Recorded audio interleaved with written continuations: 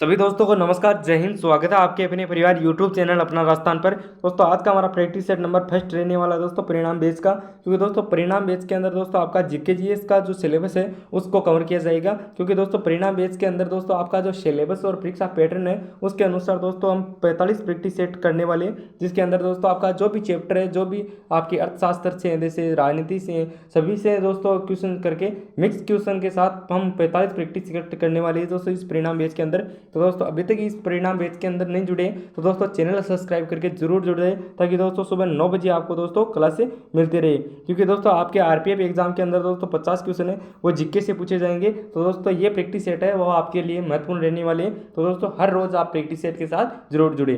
तो चलिए दोस्तों करते हैं आज की क्लास को स्टार्ट। तो सबसे पहले माँ सरस्वती को प्रणाम, और चैनल को सब्सक्राइब नहीं किया तो चैनल को सब्सक्राइब जरूर कर ले, ताकि दोस्तों रोज सुबह 9 बजे आपको दोस्तों जीके जीएस से रिलेटेड क्लासें आरपीएफ एग्जाम के लिए 2024 के लिए आपको दोस्तों मिलते रहे। और दोस्तों जिन क्वेश्चनों का आंसर आ रहा है उनको आप कमेंट बॉक्स में जरूर बताते रहना। तो दोस्तों सबसे पहले जानते हैं दोस्तों आपके आरपीएफ एग्जाम के अंदर दोस्तों 50 क्वेश्चन है वो पूछे जाएंगे। तो वो दोस्तों किन किन चैप्टरों से कितने क्वेश्चन पूछे जाएंगे।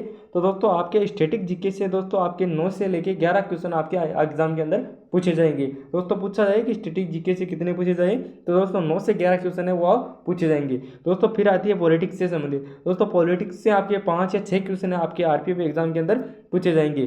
फिर है दोस्तों हिस्ट्री से दोस्तों 7 या 8 क्वेश्चन है वो पूछे जाएंगे।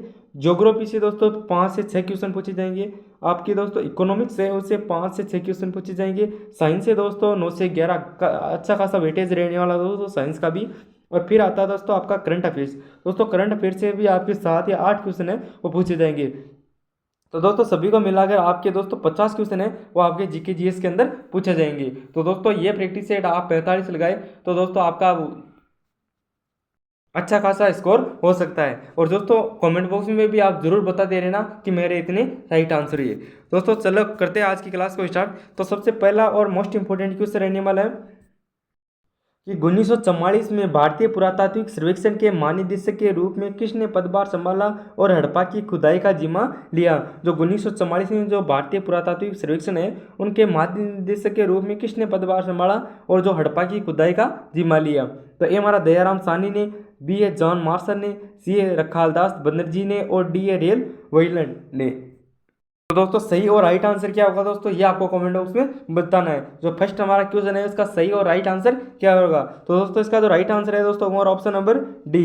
जो रेम व्हीलर है उन्होंने 1944 में भारतीय पुरातात्विक सर्वेक्षण के महानिदेशक के रूप में पदभार संभाला और उन्होंने हड़प्पा की खुदाई का जिम्मा लिया। दोस्तों एग्जाम के अंदर पूछा लिया जाए तो सही और राइट आंसर बताना ऑप्शन नंबर डी वे रेम व्हीलर। नेक्स्ट क्वेश्चन है दोस्तों दूसरा क्वेश्चन है दोस्तों कि दिल्ली सल्तनत की पहली महिला शासिका रजिया सुल्तान किस राजवंश से संबंधित थी। जो दिल्ली सल्तनत की जो पहली महिला शासिका थी रजिया सुल्तान वो किस राजवंश से संबंधित थी।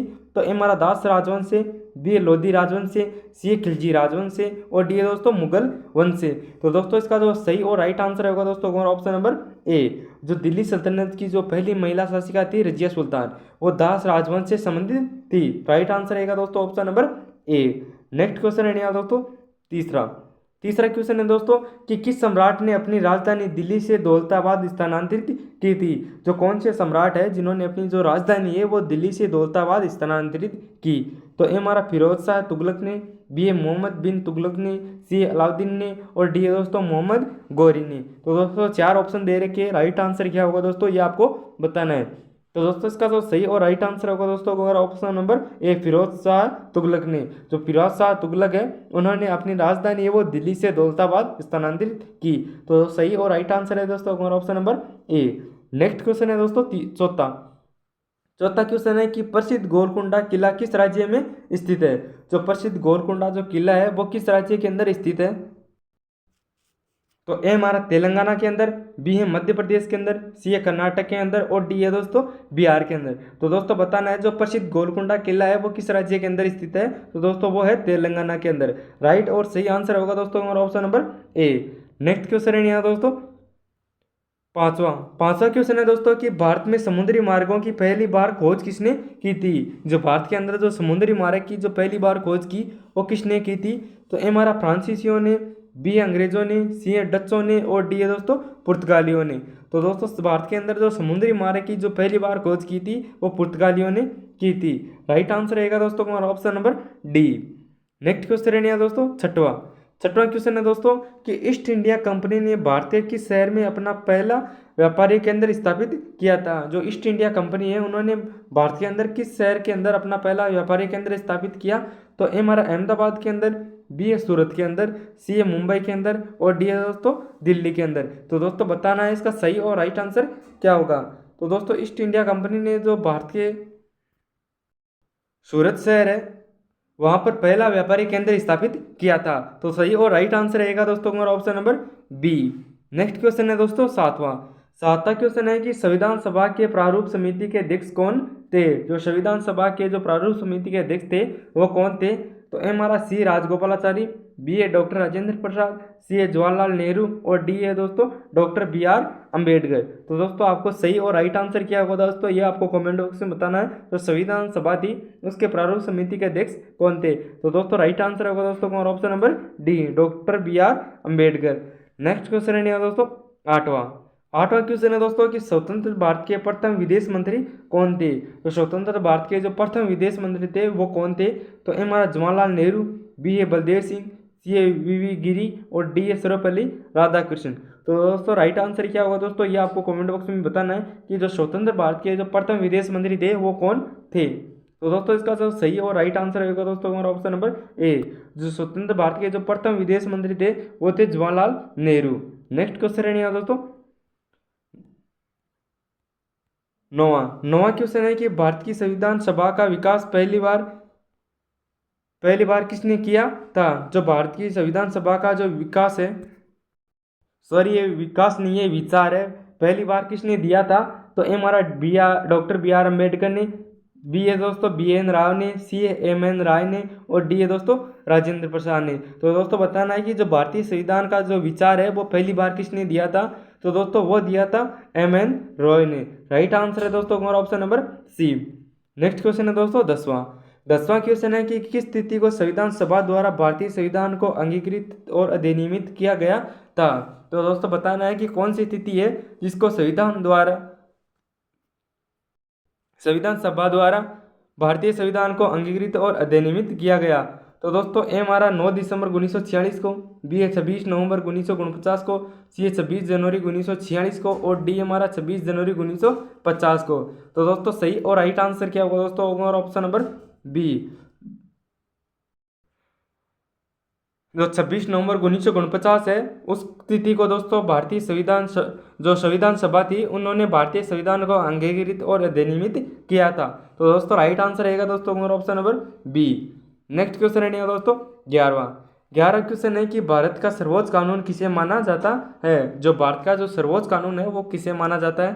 तो ए हमारा दोस्तों अम्बेडकर की शिक्षाओं को, बी है राजतंत्र को, सी है धर्मनिरपेक्षता को और डी है भारतीय संविधान को। तो दोस्तों बताना है कि भारत का जो सर्वोच्च कानून है वो किसे माना जाता है। तो दोस्तों राइट आंसर रहेगा दोस्तों हमारा ऑप्शन नंबर डी। जो भारत का सर्वोच्च कानून माना जाता है वो भारतीय संविधान को माना जाता है। राइट आंसर है दोस्तों हमारा option number D. Next question है दोस्तों 12वां क्वेश्चन है कि भारतीय संविधान में रिक्त स्थान 1946 के अंतर्गत भारतीय संविधान का निर्माण हुआ। तो दोस्तों बताना है कैबिनेट मिशन के जरिए, बी है कैबिनेट मिनिस्ट्री प्लान के जरिए, सी है कैबिनेट मिशनरी प्लान के जरिए और डी है दोस्तों कैबिनेट मिनिस्ट्रीज प्लान के जरिए। तो दोस्तों सही और राइट आंसर होगा दोस्तों हमारा ऑप्शन नंबर ए। जो संविधान सभा के कैबिनेट मिशन प्लान 1946 के अंतर्गत भारतीय संविधान का निर्माण हुआ। तो दोस्तों राइट आंसर रहेगा दोस्तों हमारा ऑप्शन नंबर ए। नेक्स्ट क्वेश्चन है दोस्तों 13वां क्वेश्चन है दोस्तों कि रेड क्लिफ रेखा किन दो देशों के बीच की अंतर्राष्ट्रीय सीमा रेखा है। जो रेड क्लिफ रेखा है वो किन दो देशों के बीच की अंतर्राष्ट्रीय सीमा रेखा है। तो ए हमारा भारत और पाकिस्तान के बीच, बी है भारत और चीन के, सी है दोस्तों पाकिस्तान और अफगानिस्तान की और डी है दोस्तों जर्मनी और पोलैंड की। तो दोस्तों राइट आंसर क्या होगा दोस्तों ये आपको बताना है। तो दोस्तों जो रेड क्लिफ रेखा है वो भारत और पाकिस्तान की अंतर्राष्ट्रीय सीमा रेखा है। राइट आंसर है दोस्तों हमारा ऑप्शन नंबर ए। नेक्स्ट क्वेश्चन है दोस्तों 14 क्वेश्चन है दोस्तों कि भारतीय मानक यामांतर रेखा 5 राज्यों से होकर गुजरती है, इनमें से कौन सा उन 5 राज्यों में से एक नहीं है। जो भारतीय मानक यामांतर रेखा है वो भारत के अंदर 5 राज्यों से होकर गुजरती है, तो इनमें से कौन सा राज्य है वो नहीं है। तो ये दोस्तों ए हमारा आंध्र प्रदेश, बी है छत्तीसगढ़, सी है उड़ीसा और डी है दोस्तों बिहार। तो दोस्तों राइट आंसर रहेगा दोस्तों हमारा ऑप्शन नंबर बी। जो छत्तीसगढ़ है उनसे होकर दोस्तों भारतीय जो मानोत्तर यामोत्तर रेखा है वो नहीं गुजरती है। राइट आंसर है दोस्तों हमारा option number B. Sorry, Chhattisgarh से गुजरती है लेकिन बिहार से नहीं गुजरती है। सही और राइट आंसर रहेगा दोस्तों हमारा ऑप्शन नंबर डी।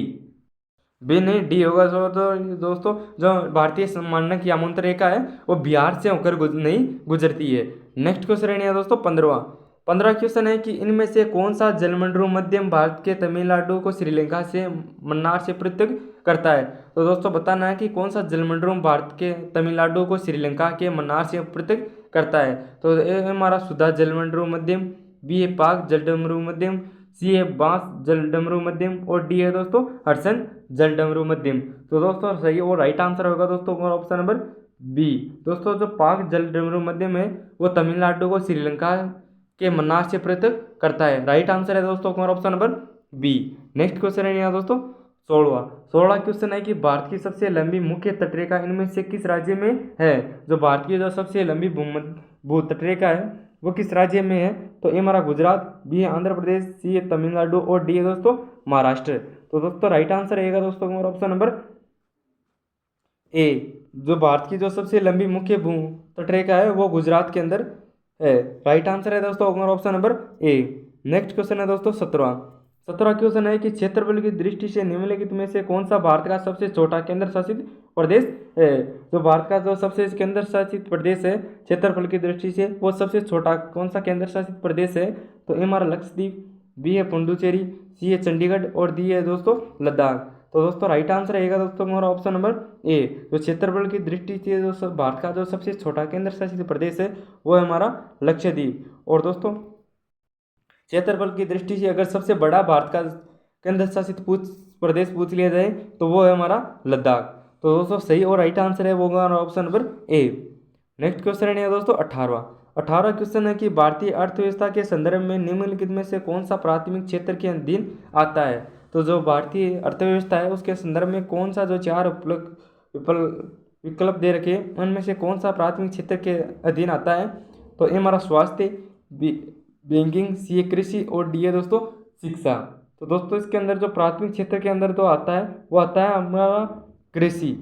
दोस्तों हम आज जानेंगे कि जो प्राथमिक, द्वितीय और तृतीय क्षेत्र है उनके अंदर क्या क्या आते हैं। तो दोस्तों प्राथमिक क्षेत्र के अंदर वो चीज़ें आती है जो हमें कृषि से मिलती है या कच्चे माल के रूप में मिलती है। द्वितीय क्षेत्र के अंदर दोस्तों वो चीज़ें आती है जिसके अंदर मैन्युफैक्चरिंग की जाती है। और तृतीय क्षेत्र है वो सेवाओं से संबंधित क्षेत्र है। तो दोस्तों जो स्वास्थ्य है वो तृतीय क्षेत्र से संबंधित है क्योंकि इनसे सेवाओं से संबंधित ये क्षेत्र है। बैंकिंग क्षेत्र है ये सेवाओं से तृतीय क्षेत्र है। शिक्षा है ये तृतीय क्षेत्र से है। और जो कृषि है वो आपकी प्राथमिक क्षेत्र से है। तो दोस्तों राइट आंसर रहेगा दोस्तों हमारा option number C. Next question है दोस्तों 19वां क्वेश्चन है दोस्तों कि भारत में पंचवर्षीय योजनाओं को अंतिम मंजूरी किसके द्वारा प्रदान की जाती है। जो भारत के अंदर जो पंचवर्षीय योजनाएं हैं उनकी अंतिम मंजूरी किसके द्वारा प्रदान की जाती है। तो ओ है हमारा वित्त मंत्रालय द्वारा, बी है योजना आयोग द्वारा, सी है राष्ट्रीय विकास परिषद द्वारा और डी है भारतीय रिजर्व बैंक द्वारा। तो दोस्तों राइट आंसर रहेगा दोस्तों हमारा ऑप्शन नंबर सी। जो भारत के अंदर जो पंचवर्षीय योजना की जो अंतिम मंजूरी प्रदान की जाती है वो राष्ट्रीय विकास परिषद द्वारा की जाती है। राइट आंसर रहेगा दोस्तों हमारा option number C. Next question है दोस्तों 20वां क्वेश्चन है कि गांधीवाद समाजवाद का सिद्धांत किसके द्वारा प्रतिपादित किया गया था। जो गांधीवाद समाजवाद का जो सिद्धांत है वो किसके द्वारा प्रतिपादित किया गया। तो ए हमारा नरेंद्र मोदी द्वारा, बी अटल बिहारी वाजपेयी द्वारा, सी है मोहन भागवत द्वारा और डी है लाल कृष्ण आडवाणी द्वारा। तो दोस्तों सही और राइट आंसर होगा दोस्तों हमारा ऑप्शन नंबर बी। जो गांधीवादी समाज का जो सिद्धांत जो प्रतिपादित किया था वो अटल बिहारी वाजपेयी ने किया था। राइट आंसर है दोस्तों हमारा option number B. Next question है दोस्तों 21वां क्वेश्चन है कि भारतीय रिजर्व बैंक की स्थापना कब की गई थी। जो भारतीय रिजर्व बैंक है उसकी स्थापना कब की गई। तो ए हमारा अप्रैल 1945 में, बी अप्रैल 1936 में, सी अप्रैल 1948 में और डी अप्रैल 1935 में। तो दोस्तों राइट आंसर रहेगा दोस्तों हमारा ऑप्शन नंबर डी। जो भारतीय रिजर्व बैंक की जो स्थापना है वो अप्रैल 1935 के अंदर की थी। राइट आंसर है दोस्तों हमारा option number D. Next question है दोस्तों 22वां क्वेश्चन है दोस्तों कि केंद्र सरकार की आयुष्मान भारत योजना किससे संबंधित है। जो केंद्र सरकार की जो आयुष्मान भारत योजना है वो किससे संबंधित है। तो ए हमारा शिक्षा से, बी ए कृषि से, सी ए स्वास्थ्य से और डी ए दोस्तों ऊर्जा से। तो दोस्तों ये भारत की जो भारत केंद्र सरकार की जो आयुष्मान भारत योजना है वो स्वास्थ्य से संबंधित है। राइट आंसर है दोस्तों हमारा option number C. Next question है दोस्तों 23वां क्वेश्चन है कि ओणम किस शहर का सबसे महत्वपूर्ण त्योहार में से एक है। जो ओणम है वो किस शहर का सबसे महत्वपूर्ण त्योहारों में से एक है। तो ए हमारा कर्नाटक, बी है महाराष्ट्र, सी है गुजरात और डी है दोस्तों केरल। तो राइट आंसर होगा दोस्तों हमारा ऑप्शन नंबर डी। जो केरल है उसका ओणम एक प्रसिद्ध त्योहार है। राइट आंसर है दोस्तों option number D. Next question है दोस्तों 24वां क्वेश्चन है कि पंडित नारायण बोस हिंदू शास्त्रीय संगीत के किस घराने से संबंधित है। जो पंडित नारायण बोस है वो हिंदुस्तानी शास्त्रीय संगीत के किस घराने से संबंधित है। तो ए हमारा दोस्तों किराना घराना से, बी है बनारस घराना से, सी है ग्वालियर घराना से और डी है दोस्तों रामपुर घराना से। तो दोस्तों राइट आंसर रहेगा दोस्तों हमारा ऑप्शन नंबर सी। जो पंडित नारायण बोस है वो ग्वालियर घराना से संबंधित थे। तो राइट आंसर है दोस्तों हमारा option number C. Next question है दोस्तों 25वां क्वेश्चन है कि साहित्य में भारत देश के एकमात्र नोबेल पुरस्कार विजेता कौन है। जो साहित्य है उसके अंदर भारत के एकमात्र नोबेल पुरस्कार विजेता कौन है। तो ए दोस्तों अमर्त्य सेन, बी है सी.वी. रमन, सी है कैलाश सत्यार्थी और डी है दोस्तों रविंद्रनाथ टैगोर। तो दोस्तों राइट आंसर रहेगा दोस्तों हमारा ऑप्शन नंबर डी। जो रविंद्रनाथ टैगोर है वो साहित्य में भारत देश के एकमात्र नोबेल पुरस्कार विजेता है। राइट आंसर है दोस्तों हमारा ऑप्शन नंबर डी, क्योंकि उन्होंने इनकी रचना जो गीतांजलि है उनके उपलक्ष्य के अंदर दोस्तों ये नोबेल पुरस्कार दिया गया था। राइट आंसर है दोस्तों ऑप्शन नंबर डी। तो दोस्तों आज का सेशन कैसा लगा आप कमेंट बॉक्स में ज़रूर बताना। चैनल पे नए हैं तो चैनल को सब्सक्राइब जरूर कर लेना ताकि रोज़ सुबह 9 बजे आपको दोस्तों जीके जीएस से संबंधित जो भी आपके दोस्तों क्लास से जैसा भी प्रैक्टिस सेट है वो आपको मिलता रहे। जैसा प्रैक्टिस सेट जैसे आपके एग्जाम के अंदर आरपीएफ एग्जाम के अंदर तो आपके क्वेश्चन पूछे जाएंगे वैसा का वैसा प्रैक्टिस सेट है आपको मिलता रहे। जय हिंद जय भारत।